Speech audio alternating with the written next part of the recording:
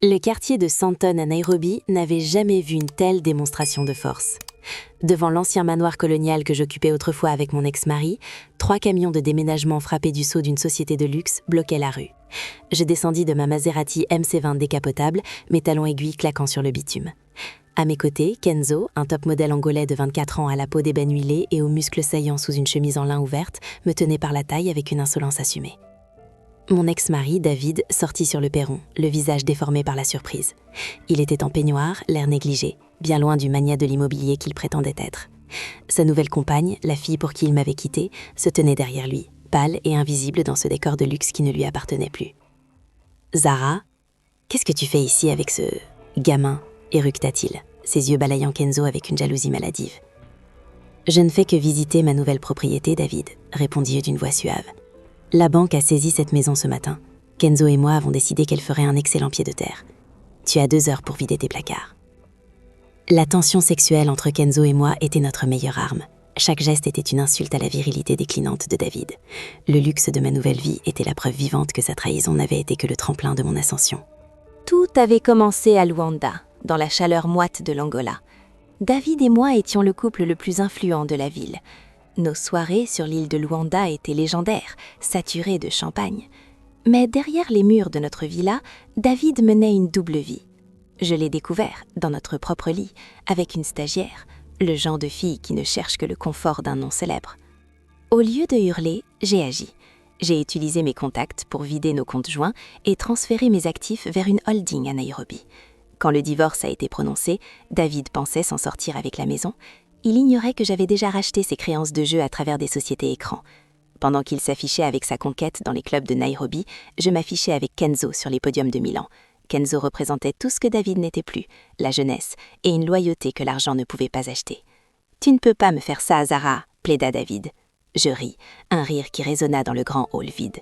Kenzo s'approcha de moi, déposant un baiser possessif dans mon cou. « L'histoire est terminée, David. On appelle ça une liquidation judiciaire. » Le luxe de Luanda m'avait appris une chose.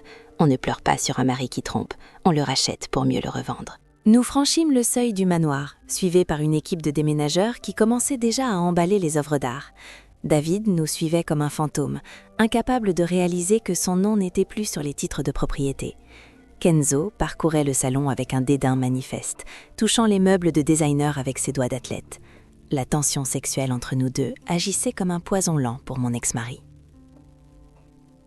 « Ce canapé ne va pas avec ton teint, Zara », dit Kenzo en s'asseyant avec une aisance insolente, ses jambes musclées s'étalant sur le cuir italien. « On devrait tout brûler et recommencer à neuf. » David tremblait de rage.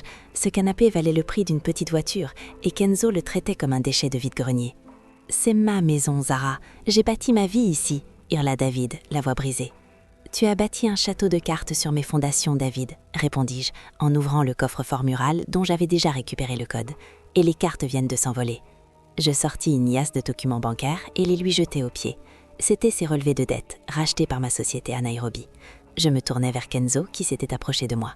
Il posa sa main sur ma nuque, m'attirant vers lui pour un baiser provocateur, juste devant David. « On garde la chambre ?» murmura Kenzo, assez fort pour que mon ex-mari entende. « Seulement si on change le lit », répliquai-je avec un sourire cruel. David s'effondra sur un fauteuil, pleurant silencieusement. Sa nouvelle compagne, réalisant que le luxe s'était évaporé, était déjà en train de commander un taxi sur son téléphone. La trahison a un prix, et David était en train de le payer rubis sur l'ongle. Nous montâmes à l'étage, le bruit de nos pas résonnant sur le marbre blanc. David nous emboîta le pas, comme un condamné suivant ses bourreaux. En entrant dans la suite parentale, l'odeur du parfum de sa maîtresse flottait encore, une fragrance bon marché qui insultait le luxe des draps en satin égyptien. Kenzo se dirigea directement vers le dressing géant, ouvrant les portes en acajou avec une désinvolture méprisante. « Tout ça est beaucoup trop vieux pour moi, Zara », lança Kenzo, en jetant au sol les costumes de créateur de David.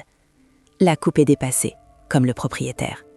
Il attrapa une montre de luxe posée sur la commode, une pièce rare que j'avais offerte à David pour nos 5 ans. Il la fit sauter dans sa main avant de la glisser négligiblement dans sa poche.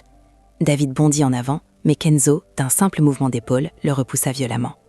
La différence de force physique entre le jeune athlète et l'homme d'affaires déchu était brutale. « Touche pas à ça, c'est tout ce qui me reste », hurla David, les yeux injectés de sang. « Il ne te reste que ce que je décide de te laisser, David », dis-je en m'asseyant sur le bord du lit, croisant mes jambes gainées de soie. « Et pour l'instant, je ne décide de te laisser que ta dignité, si tu en trouves encore dans cette pièce. Kenzo s'approcha de moi et s'agenouilla entre mes jambes, posant ses mains sur mes genoux avec une dévotion feinte qui rendait David fou de rage. La tension sexuelle dans la chambre était étouffante. Je caressais les cheveux de Kenzo tout en fixant David dans le miroir. Il n'était plus qu'une ombre pathétique, un étranger dans sa propre chambre, supplanté par un homme plus jeune, plus beau et surtout plus puissant. Le luxe de cette suite n'était plus son sanctuaire, c'était sa cellule de torture. Nous redescendîmes vers la piscine à débordement qui surplombait les collines de Nairobi. Le personnel de maison, que David n'avait pas payé depuis 2 mois, s'était rassemblé près du pool house. En me voyant arriver avec Kenzo, ils comprirent instantanément que le vent avait tourné. Je fis signe à mon assistant de distribuer des enveloppes de liquide, leurs arriérés de salaire, plus un bonus de loyauté. En un instant, j'avais racheté leur respect. David sortit sur la terrasse, titubant sous le choc de voir ses propres employés me faire allégeance. Kenzo, lui, ne perdit pas une seconde. Il retira sa chemise en lin d'un geste fluide, révélant une musculature sculpturale qui semblait irréelle sous le soleil kényan. Il plongea dans l'eau cristalline avec la grâce d'un prédateur. « L'eau est parfaite, Sarah. Viens me rejoindre », lança-t-il, en émergeant, ses tresses perlées de gouttelettes d'eau brillant comme des diamants. Je m'approchai du bord, ignorant David qui tentait de m'interpeller. Je déboutonnai lentement ma veste. « David, tes valises sont sur le trottoir », dis-je sans même le regarder. « Les gardes vont t'escorter. Profite de la marche, c'est bon pour la réflexion. » Kenzo s'appuya sur le rebord de la piscine, ses bras puissants contractés, fixant David avec un sourire carnassier. L'humiliation était totale. David voyait sa maison, son personnel et son prestige s'évaporer au profit d'un homme qui a l'âge d'être son fils, mais le compte en banque de ses rêves. Sa maîtresse, déjà installée dans son taxi à la grille, ne lui jeta même pas un regard. Elle avait compris que dans ce monde, on ne mise jamais sur un cheval qui boite. Le luxe de cette oasis était désormais le terrain de jeu de Kenzo, et David n'était plus qu'un intrus dans son propre paradis. Nous nous dirigeâmes vers le garage souterrain, un sanctuaire de béton poli et de néon froid où David entreposait sa collection de voitures de sport. C'était sa fierté, son armure face au monde. Mais aujourd'hui, les moteurs restaient muets. Kenzo marchait d'un pas leste, faisant glisser sa main sur la carrosserie d'une Lamborghini Urus noire. Il s'arrêta devant la place vide où ma Maserati était garée quelques instants plus tôt. « Celle-ci est un peu trop nouveau riche, tu ne trouves pas, Zara ?» demanda Kenzo en désignant la Porsche de David. « Je préfère quelque chose avec plus de caractère, quelque chose qui n'a pas été acheté à crédit. » David, qui nous avait suivis en trébuchant, s'agrippa au papeau de sa voiture comme s'il s'agissait d'une bouée de sauvetage. « Vous ne pouvez pas prendre mes voitures, elles sont à mon nom. »« Elles sont au nom de la société de leasing que j'ai rachetée hier soir, David, » répondis-je en lui tendant un dossier rouge. « Techniquement, tu es en train de rayer ma peinture. Éloigne-toi. » Kenzo sortit une clé de sa poche et déverrouilla la voiture de David. Il s'installa au volant, faisant vrombir le moteur. Le son puissant envahit l'espace clos, étouffant les sanglots de mon ex-mari. La tension sexuelle et la domination étaient à leur paroxysme. Kenzo me regarda à travers le pare-brise, un sourire de défi aux lèvres, avant de me faire un clin d'œil. « Monte, Zara, on va tester la suspension sur les routes de la corniche. » Je montai côté passager, laissant Preet seul dans les émanations d'essence et de défaite. Il n'était plus qu'un homme à pied dans une ville qui n'aime que ceux qui roulent vite. Le luxe l'avait abandonné, emporté par la jeunesse et la ruse. Le Skyline Lounge, percuté au sommet de la tour la plus haute de Nairobi, était le centre du monde pour l'élite kenyane. C'était là que David aimait dépenser l'argent qu'il n'avait plus pour impressionner ses jeunes maîtresses. Ce soir, l'entrée nous fut libérée comme si nous étions des chefs d'État. J'avançais dans la zone VIP, Kenzo à mon bras, sa main posée avec une possession décontractée sur ma taille. Sa silhouette sculpturale attirait tous les regards féminins et sa jeunesse insolente faisait grincer les dents des hommes d'affaires cinquantenaires. Au milieu de la salle, nous tombâmes sur David. Il essayait désespérément de négocier une bouteille à crédit avec le gérant du club. En nous voyant, il se figea, le visage rubicond de honte. La tension érotique entre Kenzo et moi, amplifiée par les basses lourdes de la musique et les lumières tamisées, saturait l'espace. « David, encore ici ?» lançai-je en faisant signe au serveur d'apporter le champagne le plus cher de la carte. « Le gérant m'a dit que ton compte était fermé. Kenzo et moi, on va régler l'addition pour toi. Considère ça comme un pourboire pour tes années de service. » Kenzo prit la bouteille, fit sauter le bouchon avec une facilité déconcertante et servit 2 verres, ignorant royalement David. « Zara, ce club est un peu bruyant pour nous, non ?» murmura Kenzo en me rapprochant de lui, son souffle chaud contre mon oreille, sous le regard brûlant de mon ex-mari. On devrait rentrer profiter de la piscine, seul. Je caressais son torse puissant devant une foule d'invités qui filmaient déjà la scène avec leur téléphone de luxe. L'ego de David n'était plus seulement brisé, il était piétiné en public. Le luxe de Nairobi avait choisi son nouveau camp, et ce soir, David n'était qu'un intrus dans son ancien royaume. Pour David, Kenzo n'était qu'un amant de passage, une erreur de parcours. Il ignorait que notre rencontre sur la marginale de Luanda, 3 mois plus tôt, était le début de sa fin. Je l'avais repéré lors d'un défilé de haute couture dans un hôtel 5 étoiles de Lille. Kenzo n'avait pas seulement la beauté. Il avait cette faim dans les yeux que seuls possèdent ceux qui n'ont rien à perdre. Je l'avais invité dans ma suite privée, loin des regards indiscrets de la jet-set angolaise. « Tu es trop beau pour ne défiler que sur des podiums, Kenzo », lui avais-je dit en lui tendant un verre de cristal. « Je peux te donner le monde, mais en échange, je veux que tu m'aides à détruire un homme. » La tension sexuelle dans la pièce était immédiate, brute. Kenzo n'avait pas hésité. Il s'était approché, ses mains puissantes saisissant les miennes, son regard ancré dans le mien. « Le luxe ne m'intéresse pas si je ne peux pas le partager avec une femme comme toi, Zara. » avait-il répondu d'une voix grave. « Dis-moi qui je dois briser. » Ce soir-là, sur les draps de soie de Luanda, nous avions scellé notre pacte. Je lui avais appris les codes, les manières de la haute société, et comment utiliser son corps comme une arme de distraction massive. Kenzo était devenu mon chef-d'œuvre, un instrument de plaisir et de destruction, calibré pour humilier David. Chaque baiser qu'il me donnait en public à Nairobi était un écho de cette nuit à Luanda, une pièce d'un puzzle que mon ex-mari était trop aveugle pour voir. Le luxe n'était pas notre but, c'était notre champ de bataille. Le grand salon du manoir était transformé en salle de vente improvisée.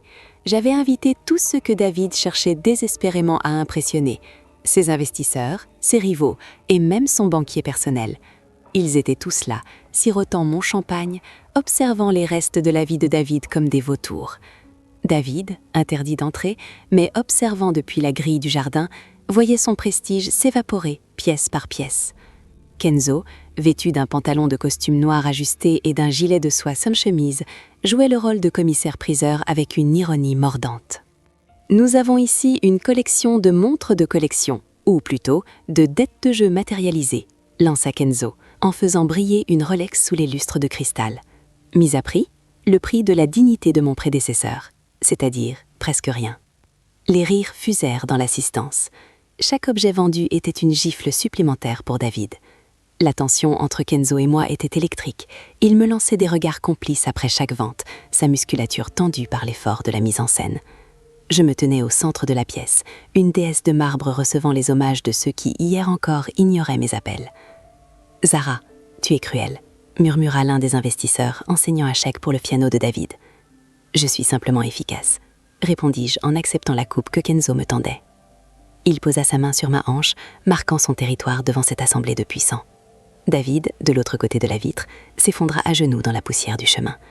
Le luxe qu'il pensait être son identité n'était plus qu'un tas d'objets dispersés aux 4 vents par l'homme qui l'avait remplacé dans tous les sens du terme. La nuit était tombée sur Nairobi, mais l'agitation ne s'était pas calmée. David, profitant d'un changement de garde, s'était faufilé par la porte de service qu'il connaissait encore.